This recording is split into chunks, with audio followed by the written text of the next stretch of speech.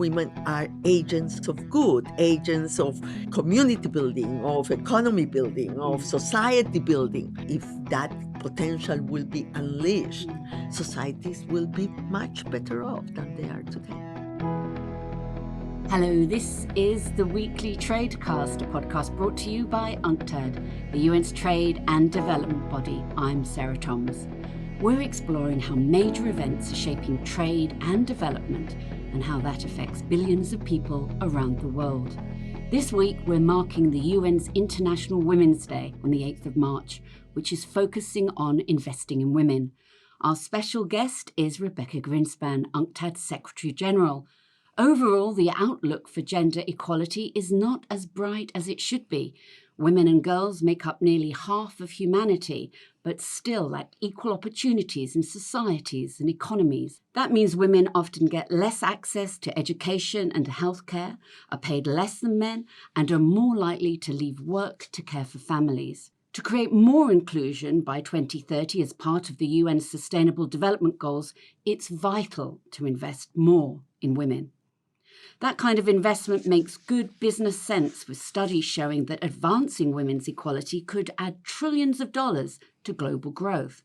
Well, to find out more, we're joined now by Rebeca Grynspan. She's an economist, a former vice president of Costa Rica, and also the first woman to lead the UN's trade and development body in its 60-year history. Well, thank you for joining us, Secretary General. Thank you, Sarah.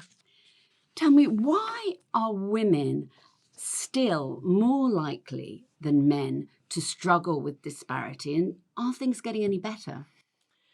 Well, let me first start by saying that things are better. You know, I can see in myself and I can see in my daughter that the opportunities that I had were far wider than the ones my mother had. But still, I see the disparity. Things are changing.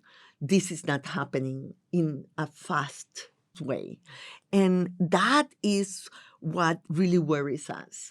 And the second thing that worries us is that we see regress. In the pandemic, it was very clear. You know, women didn't get back to the labor market as before. Services were not restored as rapidly and to the level that we had before. So women are still suffering the impact of the pandemic and the cascading crisis, the multiple crises that followed the pandemic. So we will need a re-engagement into this agenda so we can really make the SDGs happening and the rate of progress for women faster than we have now.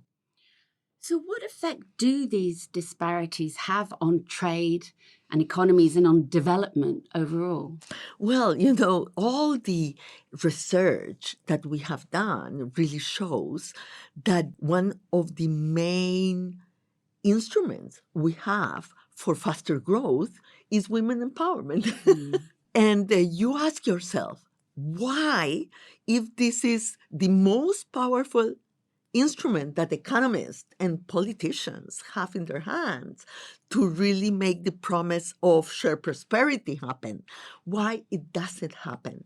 And here you have to go to many reasons. You have to go to the very entrenched way of societies to organize themselves. And the truth is that parity and women empowerment means also some of the, how would you say, the perks that men have to go away. And that is not an easy struggle. It's a power struggle, yes. And so that's why it's difficult. And the other reason is that it's such a huge change that affects every aspect of our life. It affects the kitchen and the house and the children and the relations between men and women at a personal level. How do we see the impact of this disparity? Oh, huge. because it affects women and girls, and obviously it affects the capacities and the opportunities for women to contribute to society. I say very often, Sarah, that we should not see women as a vulnerable group. In fact, women are agents of change, agents of good, agents of community building, of economy building, of society building. Women are vulnerable because their rights have been weakened. You lose all that talent, all that capacity, all that opportunities to contribute to society. And there is no doubt that if that potential will be unleashed, societies will be much better off than they are today. Now, investing in women is an inspiring theme for this year's International Women's Day. But what do we need to do in the real world to actually drive gender equality, and who needs to be part of it? We all need to be part of it. Let's say, women movement and women action has been able to do so much. No doubt about it. And we see it everywhere, yes? Nothing in this field has happened spontaneously. It has happened with a struggle and with perseverance and with collective action. Now, is that enough? We need the rest of society. We need men. We need the political elite to really commit themselves because it's the only way to maintain it through time. You will need to persevere. You will need to be there all the time. And I understand the resistance. We cannot label everybody as evil because they resist this change. You need to convince, you need to talk, you need to educate. And so you need all levels of society to be carried with you. What would you say are the priority areas for investment, and how can they get the funding they need? There are two areas that is not a surprise to us, yes? Two areas that have the most impact also on the other SDGs. And those are women equality and education. Again, going to your question of what society loses if we don't do it, here is part of the answer. Yeah? We lose the possibility of getting to a better world through the SDGs that we all agreed on as being the most important agenda that collectively we have put together. We need to invest a lot in education, but also not only on access to education for women. We have advanced a lot there, but still in many areas of the world, the completion of education is a challenge for women. The issue of more parity in the careers, in engineering, in the math, in the science, in the physics, where we need to incentivize more participation of women in this new agenda, in this digital and AI world. We will need the diversity, the voices, the perspective that women bring to those fields. So education, no doubt. The other thing is financing, the economic empowerment, the opportunities for women to come into the labor market, to do it in a way that will give them some economic independence, that will also allow them to thrive. For example, entrepreneurship for women still finds a lot of obstacles, and they come mainly from the obstacles and constraints to get financing. And thirdly, there is the issue of the law. The legal framework has to help. And not everywhere we have really been able to get rid of many of the legal constraints on women with respect to their capacity to decide, to be independent, to be individuals, to have the full of the human rights that we want for them. Well, Secretary General, you mentioned our digital age. What part does technology play in either hindering or helping women, and how can we turn any constraints into new opportunities? Yeah, and as you say, like everything, every technological advance that we have had in the world, it has had the good and the bad in it. Yes, and is society the one that has to act, to make the good more relevant and the opportunities that comes with the new technologies be distributed equally through the members of society, to avoid the increase of the gaps and the inequalities that are also entrenched in society. So here it is no different.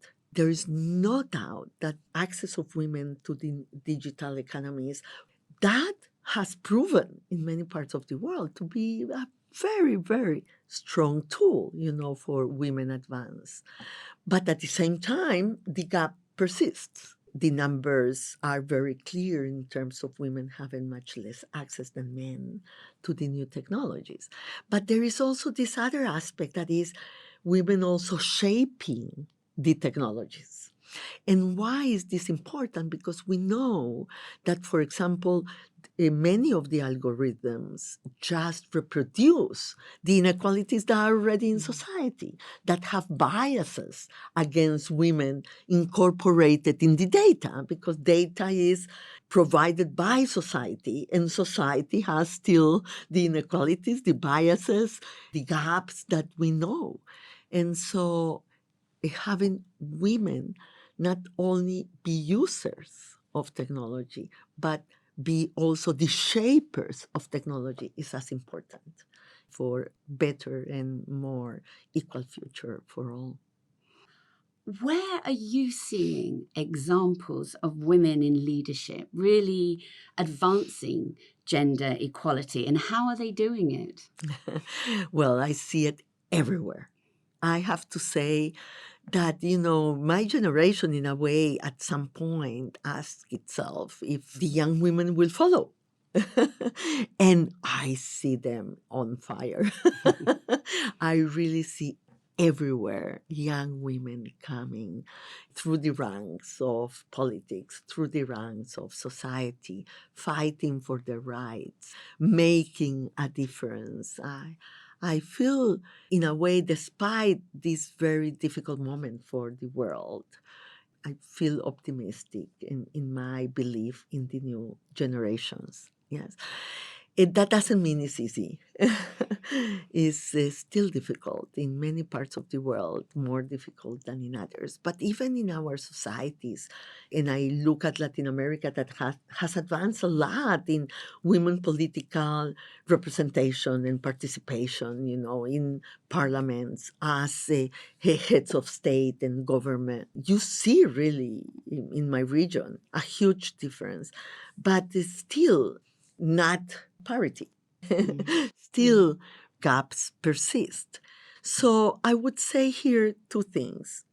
One is that I believe leadership is important. The pressure on leaders, men and women, to take a stand in the defense of women's human rights and equality is very important. And we have to organize politically to demand the leadership to respond to our aspirations. But on the other hand, is again to understand that it's a collective effort. Yeah, that's something that I have learned in my life. And a little bit of humility, humbleness, you would say in English, yes, here is necessary. It's true that your own effort is an important part of what you achieve in life, but none of us would have been able to be where we are if it was not for other women fighting for our rights. And so we have the responsibility to do the same and to come together in a collective effort to continue advancing on this path. And lastly, to finish up with, in honour of International Women's Day, what advice do you have for women and girls, young girls, maybe not so young girls?